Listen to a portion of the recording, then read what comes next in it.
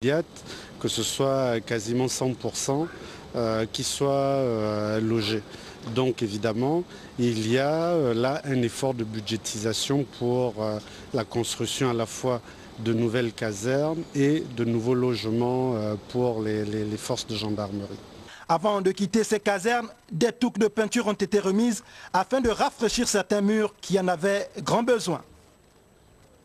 Et puis sous la haute présidence de son Excellence Ali Bongo Ondimba, président de la République, chef de l'État, le Conseil des ministres se tiendra ce jeudi 21 février 2013 à 11 h dans la salle habituelle au palais de la présidence de la République. Tous les membres du gouvernement présents sur le territoire national doivent prendre part à cette réunion. Le commandant en chef de la police nationale porte à la connaissance des usagers que, compte tenu de l'organisation des manifestations du Carnaval international de Libreville, prévu pour le 23 février 2013, le boulevard de l'Indépendance, axe Air France, Musée national des arts et traditions, sera fermé à la circulation le jeudi 21 février et le samedi 23 février 2013 à partir de 12h30. À cet effet, le commandant en chef, au nom des organisateurs, prie les usagers empruntant ces taxes de bien vouloir les excuser du désagrément causé.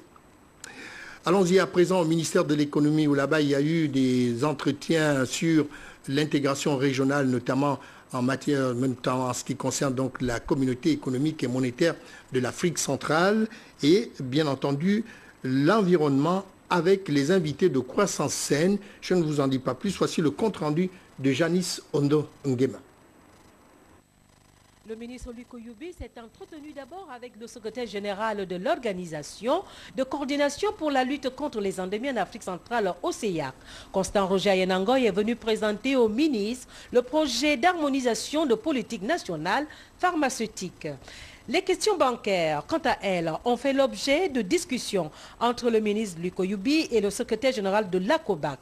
Abbas Mahamad a affirmé au cours de cette audience que le système bancaire gabonais évolue positivement. Reçu en troisième position, le directeur général de l'Institut sous-régional multisectoriel de technologie appliquée, de planification et d'évaluation de projets, l'ISTA. Pablo Betumba a expliqué les missions assignées à l'ISTA. Cet institut est chargé de renforcer les capacités des cadres de la sous-région pour participer à un meilleur développement. La séance de travail entre le ministre Luc Oyubi et les experts invités par l'ONG Croissance Saine Environnement a bouclé la série d'audiences inscrites dans l'agenda de travail du ministre de l'Économie, de l'Emploi et du Développement durable. Nous poursuivons cette édition d'information et puis au titre donc des séminaires et formations. Alors on va parler donc de celui qui est initié sur les questions de développement par la Direction générale de la programmation des investissements et des équipements qui se déroule donc sur 2 jours et cela depuis ce mercredi. Des explications avec Laetitia Ossia-Joy et Pierre Claver est là. Statistique des procédés industriels, tel est le thème au centre de cet atelier de formation initié par la Direction générale de la programmation des investissements et des équipements. Quel en est l'objectif principal? Aujourd'hui, plus qu'hier, la demande en formation continue dans le secteur des sciences et techniques industrielles a quasiment rattrapé celle du secteur des sciences et techniques de gestion qui constituait la tête de file en la matière. Dans le même ordre d'idées, le ministre délégué dans son propos d'ouverture a souligné. L'atelier de formation qui s'ouvre ce matin et dont le thème porte sur la maîtrise statistique des procédés industriels est certainement pour le Centre national de production et de maintenance le commencement d'un processus visant le renforcement des capacités opérationnelles pour les enseignants chargés du suivi des équipements pédagogiques de nos établissements et leur permettre à terme d'assurer la mission assignée à leur structure. Rappelons que l'audit atelier s'inscrit dans le cadre de la réforme de l'enseignement technique, partie prenante des projets éducation 2 et 3 de l'État gabonais financé par la Banque africaine de développement. Toujours dans le cadre donc, des formations financées par l'État gabonais et parlons bien entendu de ce module de cours sur le journalisme économique initié par le ministère de la Communication. C'est à l'endroit donc des journalistes de la presse publique et ceux de la presse privée qui viennent de prendre fin. Il faut simplement dire que ce module de cours précède celui qui avait été initié sur le journalisme d'investigation. Je ne vous en dis pas plus, des explications de Teclair Mekumevono sur des images de Joseph Biogué. C'est la fin du second module de formation des journalistes des secteurs privés et publics au domaine de l'économie. Sur le thème paix et développement, ce module de formation aura 10 jours durant captivé l'attention des participants, plutôt avides de connaissances. Cela nous a permis de renforcer nos capacités. Vous savez que le métier que nous faisons doit s'arrimer à l'évolution du monde. Un journaliste de paix et de développement, il est au service des populations. Il est un instrument de reliance sociale.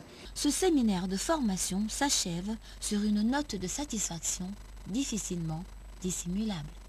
La formation s'est déroulée mieux que je ne l'espérais. Il y a eu une adhésion des apprenants. Ils sont venus chaque fois un peu plus nombreux. Je pense que le module qu'on leur présentait cette fois-ci a attiré leur attention et les a fortement intéressés. Ce que je demande à tous ceux qui ont participé à ces séminaires, c'est de faire leur travail avec beaucoup de professionnalisme. Représentant le ministre de l'économie numérique, de la communication et de la poste empêchée, le secrétaire général adjoint 1 du dit ministère a, dans son allocution de circonstance, renvoyé les uns et les autres à l'exercice de leurs fonctions, non sans mettre l'accent sur les nouveaux enjeux que comporte celle-ci.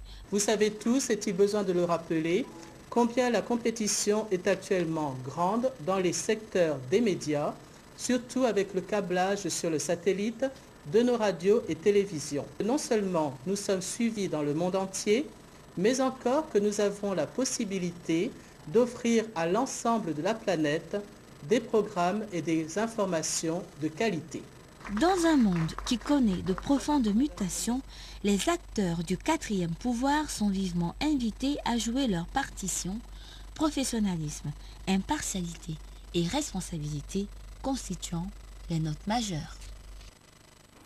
Il ne se passe plus un jour dans notre pays, et particulièrement dans les capitales donc, ou les chefs-lieux des provinces, sans qu'on ne déplore un assassinat ou encore un crime commis par des Gabonais sur d'autres Gabonais. Alors, on va parler de celui-ci auquel fait face la justice en ce moment, suite, bien entendu, à l'assassinat d'un sujet camerounais résident à Ndjolé. Eh bien, première phase de l'instruction du dossier avec nos reporters ou encore nos envoyés spéciaux, Edgar Djembi-Doukaga et Victor Mundunga. C'est dans cette maison d'arrêt de Lambaréné, dans la province centre du Moyen-Ogooué, que sont détenues les 5 personnes poursuivies pour assassinat, complicité d'assassinat et mutilation de cadavres sur la personne du sujet camerounais dont le corps avait été retrouvé à 15 km de Ndjolé. Informés des faits, nous nous sommes transportés immédiatement sur les lieux le 28 janvier 2013 pour constater le corps d'Amadou Yoné en état de putréfaction avancée dans un magma de matière d'asticot et de mouche, avec plusieurs orifices sur le thorax, notamment une ouverture au niveau du cœur située sur la 4e côte qui a été sectionnée de façon nette. On a réussi à l'attraper et lui blessé ici au cou, il commençait à prendre le sang. Au cou? Oui. Après cela, le Nigérien m'a donné, moi comme le sang, le Nigérien m'a donné une somme de 100 000 francs et il m'a dit de partir. La mutilation du cadavre évoquée ici met désormais les services d'enquête devant 3 versions, certaines moins plausibles que d'autres, selon les conclusions de la brigade de gendarmerie de la gare de Ndjolé et de l'antenne de police judiciaire de Lambaréné. Sembe Nze Jolvi nous présentait plusieurs versions, entre autres qu'il avait tué le monsieur parce qu'il avait besoin d'un véhicule pour offrir à la mère de sa copine, qu'il avait fait qu'il l'avait fait avec un de ses amis résidant à Libreville, et enfin qu'il avait été contacté par des gens qui voulaient des organes humains. Le parquet du tribunal est formel. 4 des 5 prévenus sont passés aux aveux d'assassinat, de prélèvement d'organes humains et de remise d'une glacière les contenant aux commanditaires cités sans aucune forme de pression morale ou physique. Selon nos sources, 3 des 5 personnes arrêtées se disent perdues dans cette affaire tragique, que certains aveux ont été faits sous la pression d'une torture indescriptible. Certains d'entre eux porteraient des traces de ces interrogatoires musclés, ce qui explique peut-être l'interdiction de toute visite physique des familles. Alors, il faut ajouter que cet assassinat d'Ndjolé met donc les magistrats et les enquêteurs sur 3 pistes, notamment celle qui concerne donc le crime crapuleux. Et le deuxième, c'est celui qui concerne le meurtre à des fins fétichistes et j'en passe. Il faut vous dire quand même que l'affaire ne manque pas donc de rebondissements. Regardez. Venons d'abord à l'élément de ces dernières heures et qui pourrait définitivement installer l'enquête dans la version non négligeable d'un crime crapuleux, vu que le véhicule de la victime a été retrouvé sans plaque d'immatriculation avec à bord la belle-mère du principal prévenu. Il s'agit de l'arrestation par les recherches du camp Roux d'un 6e prévenu. Cet homme, assis au siège arrière du véhicule, pourrait avoir étranglé à l'aide d'une corde la victime pendant que le principal auteur lui a scellé des coups de couteau dans le thorax et sur les côtes. La piste d'un crime crapuleux auquel auraient participé ces 2 personnes très proches apparaît aussi non négligeable au regard des interrogations suscitées par cette affaire grave. D'abord, la fiabilité du rapport du médecin pointant la mutilation d'un corps en putréfaction avancée, l'absence d'aveu précis sur cette question de mutilation, l'interdiction faite aux familles de rencontrer les prévenus pour constater dans quel état physique ils se trouvent et surtout lever tout doute sur les possibles tortures lors des interrogatoires. L'absence jusqu'ici de confrontation entre le principal prévenu et les autres cités. Enfin, la rétention des identités des personnalités et non plus d'une personnalité citée comme commanditaire. Pour les besoins de l'enquête ou la poursuite des investigations, il n'est pas opportun pour l'instant de citer ces personnes, d'autant plus que nous n'avons pas encore vérifié. Il reviendra au juge en charge de cette enquête de poursuivre les investigations. Dans cette tragique affaire d'assassinat en Ndjolé dans la province du Moyen-Ogooué et qui ouvre 3 versions des faits, les magistrats chargés de l'enquête doivent faire preuve d'un grand sens de lucidité et d'objectivité pour éviter de perdre les plumes et de se compromettre. Ici à Lambaréné, Edgar Djembidoukaga et Victor Moununga. Merci donc à nos envoyés spéciaux Edgar Djembidoukaga et Victor Moununga qui nous mettaient ou nous donnaient quelques précisions par rapport à ces crimes crapuleux dont vous venez d'en avoir donc les précisions. Alors on continue cette édition d'information pour vous annoncer cette grève et je vous le disais dans nos précédentes éditions d'information que les agents du ministère des Transports et de l'aviation civile menaçaient donc de rentrer en grève ce mercredi. Eh bien ils ont mis donc de la parole à l'exécution et pour la première étape c'est donc la direction générale des transports qui va rentrer en grève. Voici le constat de Stevie Oyan-Mesui et John Michel Boudéan.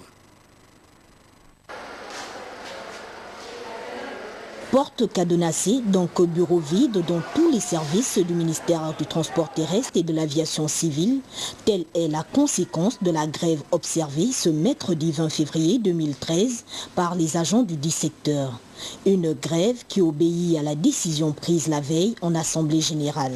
Cette situation doit emmener les autorités ministérielles à s'asseoir pour réfléchir sur les problèmes de transport au Gabon. Parce que c'est tous les secteurs de transport qui sont touchés, que ce soit le secteur aérien, secteur maritime, secteur ferroviaire, secteur terrestre. C'est une opportunité que nous donnons aux responsables du ministère des Transports, soit 2 alternatives, soit les états généraux de transport, soit